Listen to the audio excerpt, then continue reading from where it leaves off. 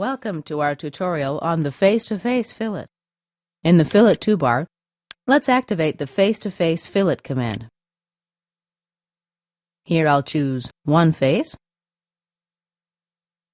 and now a second face.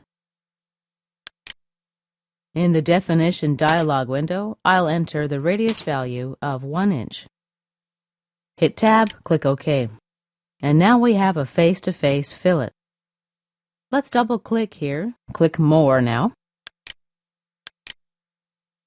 In the Limited Element field, I'll select this face. There's an arrow to indicate the direction of the limit. Click OK. And here is our face-to-face fillet, which is limited by this face. This concludes our face-to-face fillet tutorial.